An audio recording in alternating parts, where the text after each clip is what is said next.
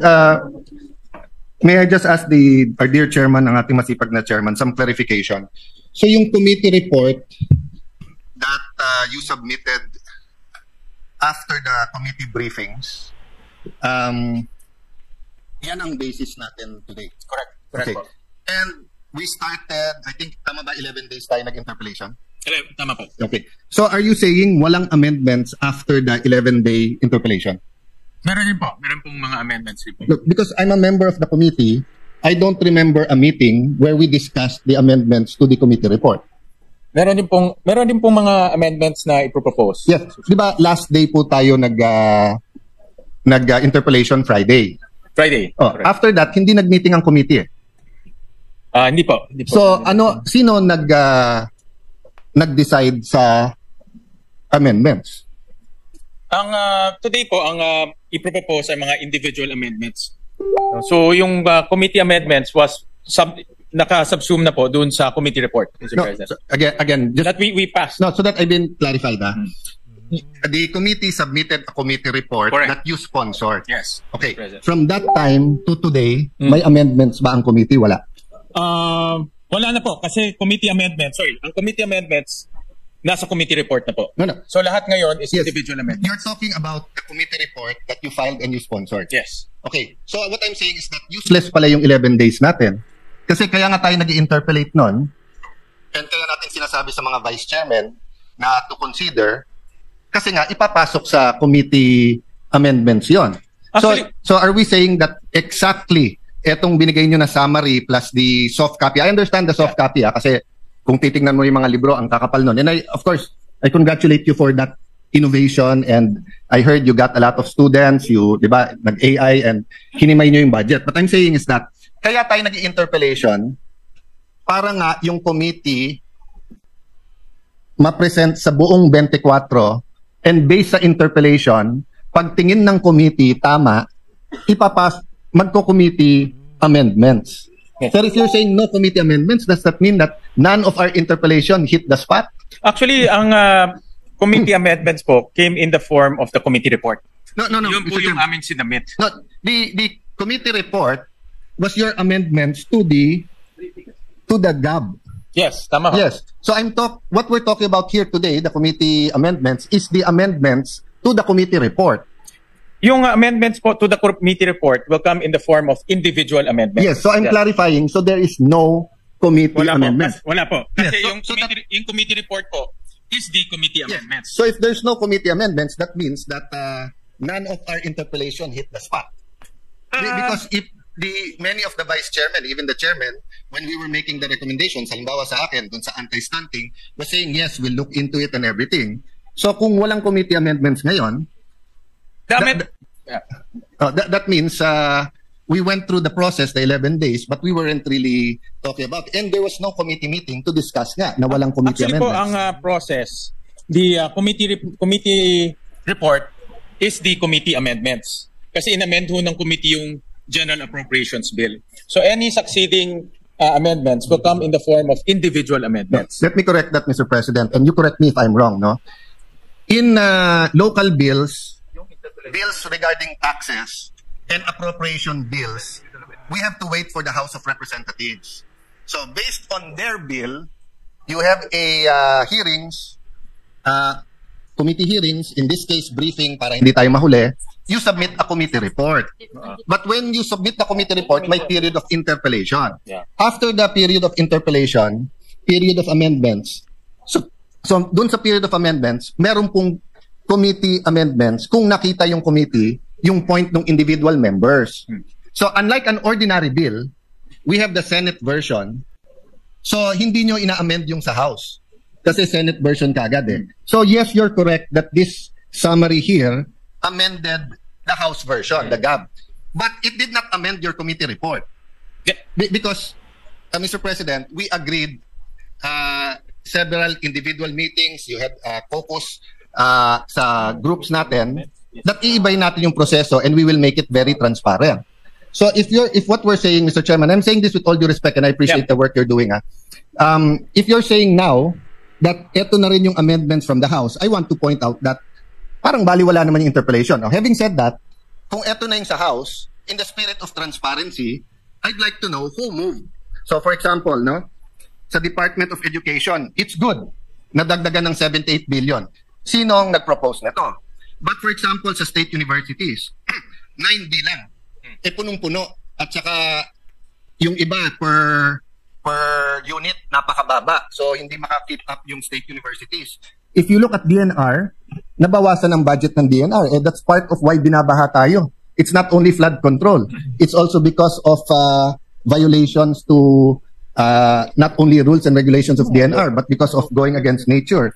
If you look at DPWH, from 880, naging 624 sa House, binawasan pa natin ng 55, when all the economists are telling us that yung fastest at best sa ating ekonomiya ay infrastructure. If you look at DSWD, I admire you na kahit ito'y departamento ng kapatid mo, 31B ang nawala. But I think isa sa pinakakailangan natin ngayon, yung DSWD. So I can go on and on, Mr. President, but if we're going to say full transparency at eto na yung committee work, wouldn't it be fair that malaman natin? Kasi like ako, ni isa dito, wala akong amendment. Ni isa dito. But I'm a member of all the committees and subcommittee. But no one ever, I was invited to all the briefings, but I was never invited to make the amendments here. So I was thinking, may committee amendments ngayon, and then we can discuss it and vote on it, di ba? Actually, ang nangyari pong process ay because this is a revenue measure, so it emanated from the lower house. At nagkaroon ho tayo ng mga budget briefings, and then nagpadala ho tayo ng notice to everyone in writing that a technical working group will be formed. And may mga senators na nagpadala ng mga amendments sila. Yung mga staff rin ng mga senators were also there para mag-share nung kanilang mga inputs kung gusto nilang mag-amend. And then at the same time, the vice chairman also submitted their committee reports, yung subcommittee reports. So all of those kinonsolidate ho natin during the technical working group. Yeah. So that became the committee amendments through a committee report. Since this is a revenue measure, all amendments by the committee will come in the form of the committee report. So the succeeding, ito pong ginawa natin naman sa plenary, kung meron pang mga iba pang amendments, it will come in the form of individual amendments. Let me clarify, Mr. President. It's an appropriation bill. Yes. So, sorry, it's an appropriation bill. So Sorry. the same, kasi chairman ka rin ng Oh, no, Ways and Means, so the same process, Tama, Mr. tama. Chairman. Yeah. Okay. But the thing an is, appropriations bill. you're talking about the amendment from the GAB, not the amendment from the committee report. And if, so be it. Kung yun po ang pleasure ng majority at yun ang proseso. But di ba, sabi nga po, you cannot be half a gangster. You're either a gangster or not, di ba? You cannot be half a person who believes in values, di ba? You believe it or not. So either we believe in transparency or not. So if we're going to ask members now to propose their individual, maliliit yun eh. So hindi ba dapat malaman natin kung sino ang nag-propose ng mga to at ang proseso ng pag-a-approve nito, 'di ba? So kung meron dito may advocacy na itaas yung intelligence fund ng ganitong agency, o kung justified 'yon, okay. Kung meron dito ang gusto itaas ang per day na pagkain ng preso, maganda din naman 'yon, 'di ba? So dapat alam natin kung sino 'yon. Kung meron dito sinabi DepEd hindi dapat State U ang mas mataas ang increase. Kasi for example, I agree education, pero 78B to DepEd and 9B sa state universities, medyo malayo.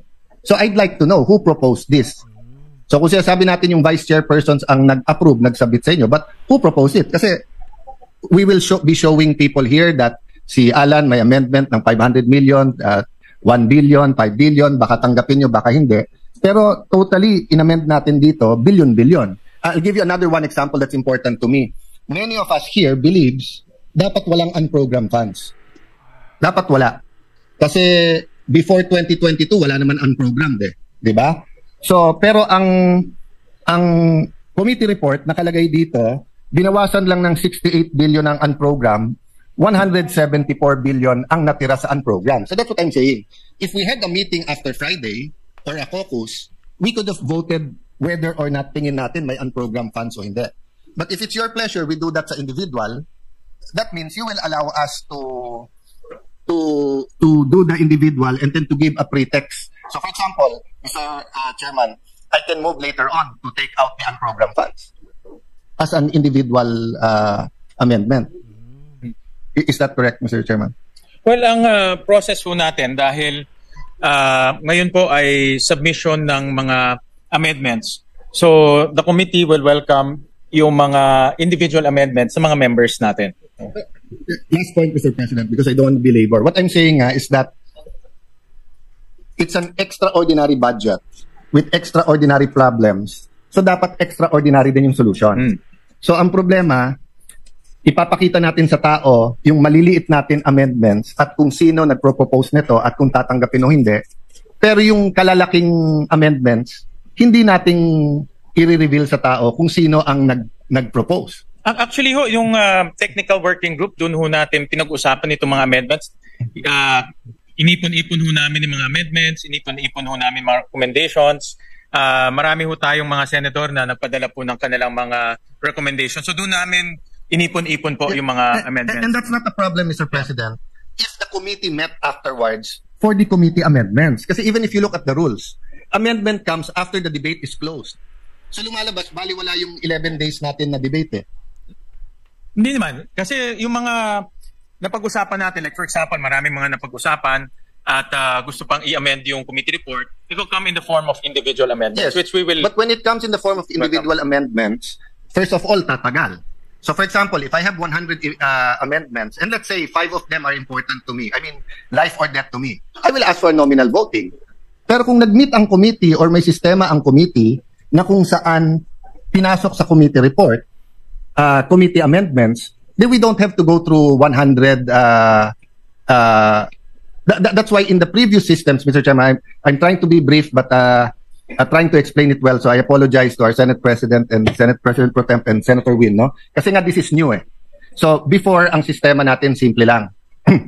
So same system hanggang sa committee report, diba? And then may interpellation tayo. Then sa interpellation, you talk to the vice chair. Then the vice chair talk to the chair, and then magsasubmit tayo, pwedeng in writing, pwedeng ano. And then before mag-individual, papasok na natin kung ano sabihin yung committee.